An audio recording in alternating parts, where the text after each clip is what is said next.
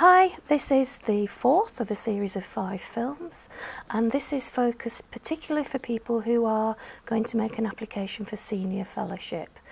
And the film will take you through the process of actually completing your application form and help you with some tips and hints as how this can be done effectively.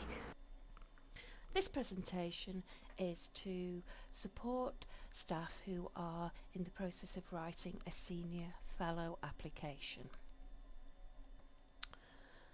Firstly, I would strongly advise that you listen to the previous podcasts around what is the UK PSF and what level of fellow should I apply for.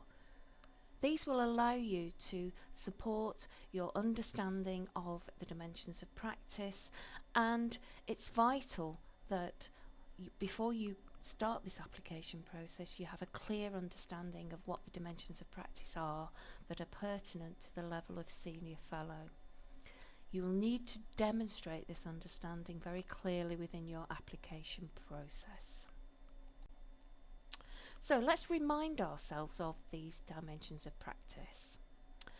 And if you recall, they are related to areas of activity for which we have 5 dimensions, core knowledge a further 5, and professional values a further 4. For a senior fellowship application, you need to be able to demonstrate a sustained engagement with all of these dimensions of practice. And if we look at the requirements for senior fellowship, you need to be able to demonstrate a considerable level of expertise and experience in supporting high quality student learning. And I would recommend that you need to have a minimum of 5 years experience to be able to demonstrate this level of expertise and experience. There are 2 other key factors within a senior fellowship application. These are the ability to demonstrate a sustained engagement with all dimensions of practice. And just as importantly is the ability to demonstrate sustained leadership and mentorship of others in relation to teaching and learning. So you need to have a job role that allows you to lead colleagues and or mentor colleagues specifically in relation to teaching and learning. So let's have a look at the application process. Okay, the first stage of the application is completing the experience grid. Within this grid, what you need to do is firstly break down your role into a number of examples of professional activity. You then take each activity and cross-reference it with the dimensions of practice to demonstrate that sustained engagement. You then complete the 3rd column here, where you add a comment related to leadership and mentorship. And then in the final column, you add dates, a range of dates to demonstrate your sustained and current engagement. Here we have an example of a completed senior fellowship grid or section of a senior fellowship grid. And you will notice that under the 3rd row here, there's nothing in the leadership and mentorship column. And that's fine. You don't have to demonstrate leadership and mentorship across every single activity you're involved with.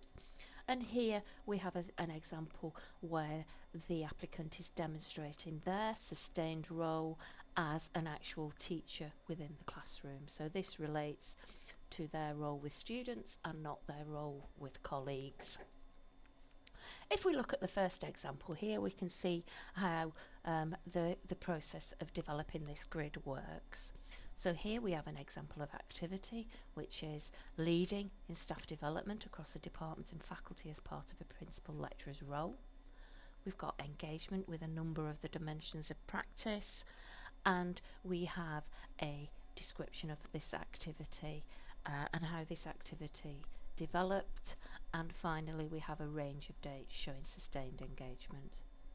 I think the key thing to note here is that this person has selected the key dimensions of practice We don't expect you to look to put the whole range of each of activities for each section.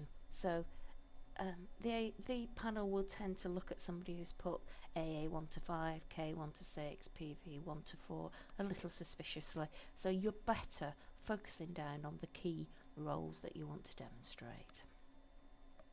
Once you've completed the grid, you will then select a number of your activities to look at in more depth within the actual next stage of the application. So part 2 of the application requires you to demonstrate the professional activities and link these to the dimensions of practice. This can be written or can take the format of a presentation. You need to demonstrate engagement with the required dimensions and ensure that within the section, the whole of this section, you cover all the dimensions of practice. The focus of this section will vary a little depending on whether you are already a fellow.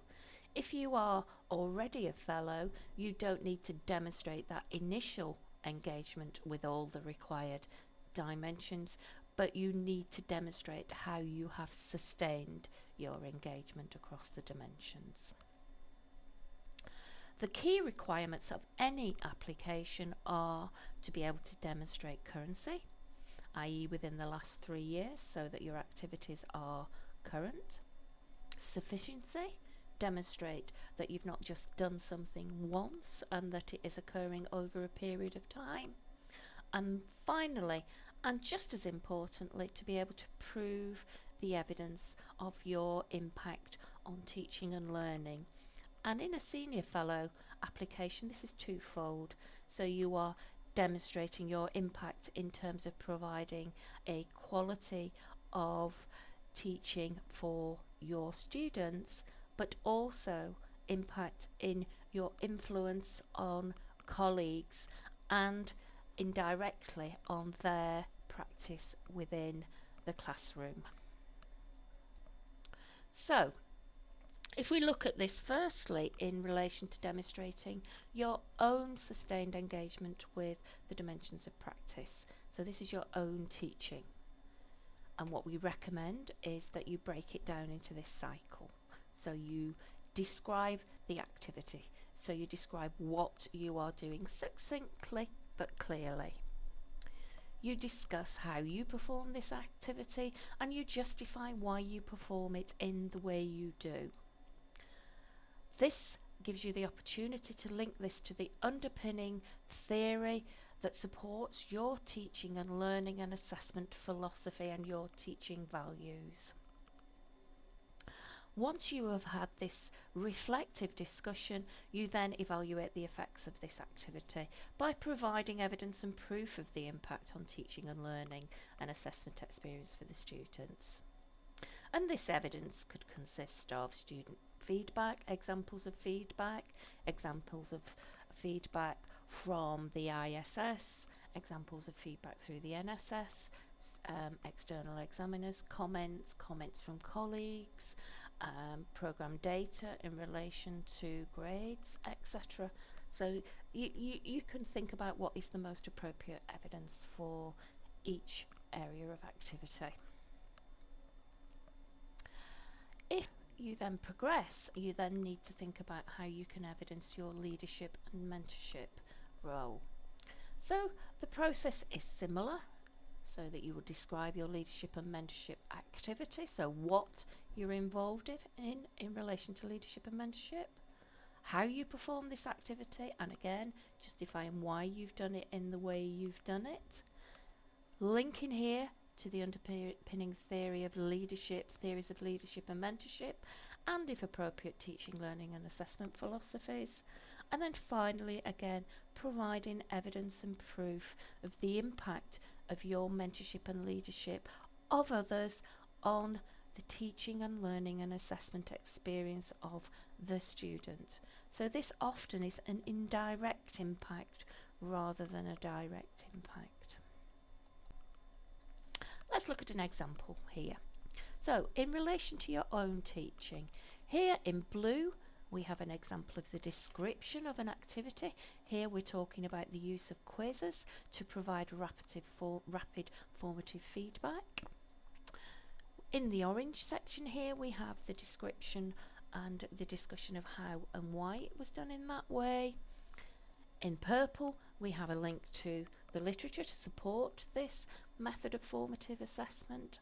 And then finally here the applicant has carried out some statistical analysis to demonstrate the impact of these quizzes on the final grade that the students are achieving and on other quality measures. At the end of the paragraph, the person has also very nicely provided us with a cross-referencing to the dimensions of practice, and that's a good tip. Here we've got an example that relates to leadership and mentorship, and this is around the introduction of a new diagnostic test for first year students. So here at the beginning we've actually got the evidence of reference to appropriate literature to justify this example of practice. We've got a description here in blue of the actual activity. We've got some reflection and some discussion around how this was implemented and why this was a difficult thing to do and how that was overcome. And here we have got some evidence of the results again of this, so again some continued description of how this was actually perceived by staff in the end.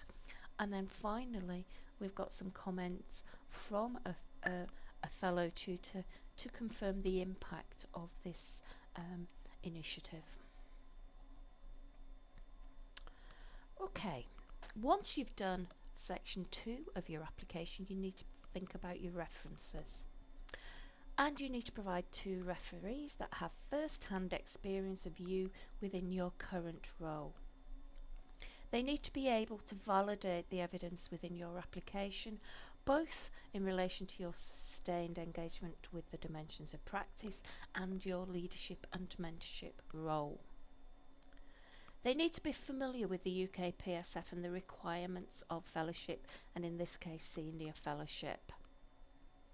We would recommend strongly that one of your referees is your line manager, and another one is somebody, a colleague who is very familiar with your day-to-day role and activities.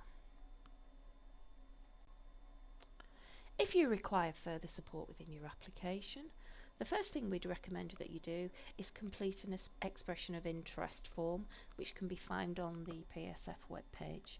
This expression of interest will allow you to get your name down for a future panel.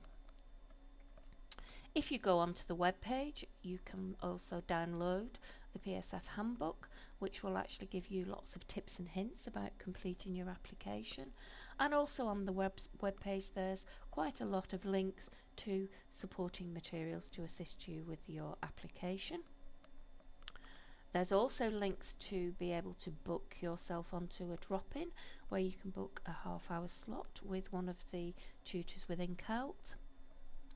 You can attend a writing retreat, which allows you to spend a whole day pulling together your application in a quiet room away from your desk.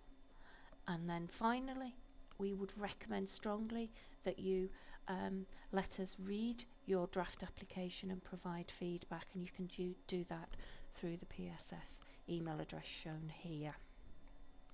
Good luck in developing your application, and hopefully we will meet you at some point during this process.